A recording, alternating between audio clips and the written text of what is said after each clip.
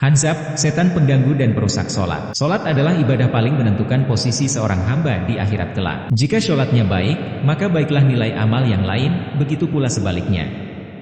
Wajar jika iblis menugaskan tentara khususnya untuk menggarap proyek ini. Ada setan spesialis yang mengganggu orang sholat, menempuh segala cara agar sholat seorang hamba kosong dari nilai atau minimal rendah kualitasnya. Setan itu bernama Hanzab. Utsman pernah bertanya kepada Rasulullah, "Wahai Rasulullah, setan telah mengganggu sholat dan bacaanku." Beliau bersabda, "Itulah setan yang disebut dengan Hanzab. Jika engkau merasakan kehadirannya maka bacalah ta'awudz kepada Allah dan meludah kecillah ke arah kiri 3 kali." Hadis riwayat Ahmad. Utsman melanjutkan, "Aku pun melaksanakan wejangan Nabi tersebut dan Allah mengusir gangguan tersebut dariku." Melafazkan niat. Sebagaimana halnya dengan wudhu, serangan pertama yang dilakukan setan kepada orang yang sholat adalah menyibukkan ia untuk melafazkan niat. Terkadang diiringi dengan gerakan aneh, dia membaca niat lalu mengangkat tangannya, lalu gagal dan diturunkan kembali tangannya. Dia ulangi lagi seperti itu berkali-kali hingga terkadang imam sudah rukuk atau sujud, sementara ia masih dipermainkan setan dalam niat dan takbirnya. Niat dan usaha menghadirkan hati memang dituntut ketika hendak sholat, namun tak ada tuntunan sedikitpun bagi orang yang hendak sholat untuk melafazkan niatnya. Ibnul Qayyim al-Jauziyah di dalam Zadul Ma'ad berkata, Nabi memulai sholatnya dengan bacaan Allahu Akbar. Dari Nabi beliau tidak membaca apapun sebelumnya dan tidak melafazkan niatnya sama sekali.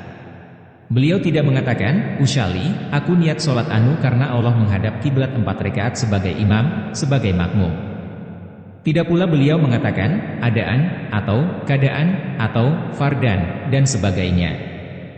Semua itu adalah bid'ah yang tidak disebutkan sedikitpun dalam hadits yang sahih atau dhaif, tidak pula terdapat dalam musnad atau mursal, walau hanya 1 kalimat saja. Bahkan tak satupun sahabat mengerjakannya, tidak ada tabi'in yang menganggapnya baik, begitupun dengan 4 imam mazhab. Orang-orang belakangan yang membacanya keliru memahami perkataan Imam Syafi'i yang berbunyi, "Sholat itu tidak sebagaimana syaum, tidak ada orang yang memulai sholat kecuali dengan zikir." Mereka menyangka bahwa maksud beliau adalah melafazkan niat, padahal yang dimaksud tidak lain hanyalah takbiratul ihram. Ingat ini. Ingat itu.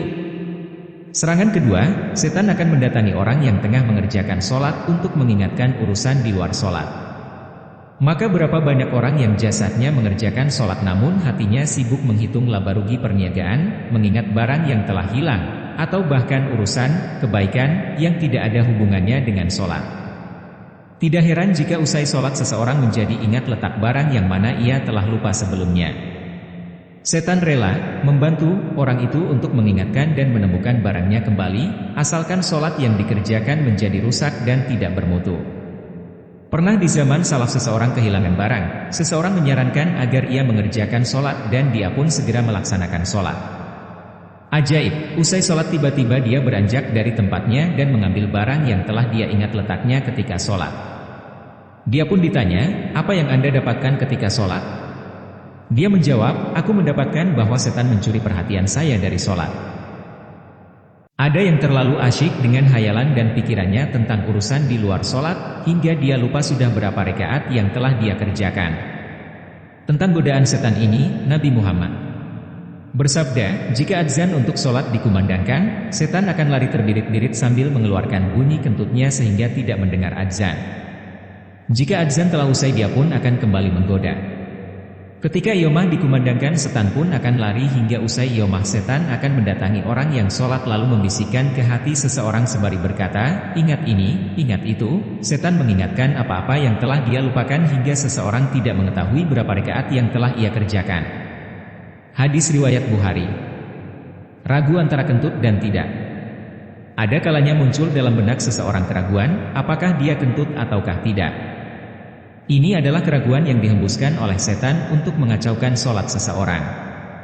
Dia tidak lagi konsentrasi dengan sholatnya karena ragu, atau dia akan membatalkan sholatnya, lalu dia berwudu dan memulai sholatnya lagi, lalu akan digoda lagi dengan cara yang sama. Sehingga untuk satu sholat dia bisa mengulangi 3-4 kali berwudu. Bisa dibayangkan, seandainya ada 5 orang saja dalam satu masjid yang terkena godaan ini, niscaya cukup membuat kacau jamaah yang lain. Untuk menangkal godaan tersebut, Nabi memberikan solusi dan informasi, jika salah seorang di antara kalian mendapatkan yang demikian itu, maka janganlah membatalkan sholatnya hingga dia mendengar suaranya dan mencium baunya tanpa ragu. Hadis riwayat Ahmad. Di antara ulama ada yang menyebutkan bahwa hadits ini merupakan salah satu pengecualian dari hadits, tinggalkan apa yang meragukan dan ambil sesuatu yang tidak meragukan.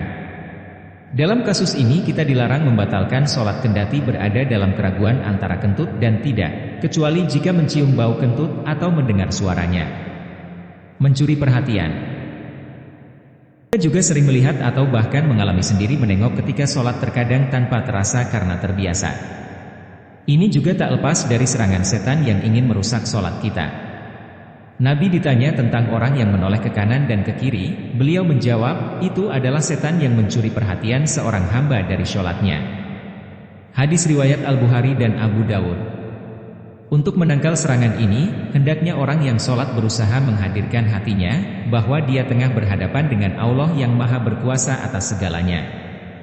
Jika Anda malu atau takut menoleh ke kanan dan ke kiri ketika berbicara kepada pejabat, lantas bagaimana halnya jika Anda sedang berkomunikasi dengan Sang Pencipta dan penguasa para pejabat itu?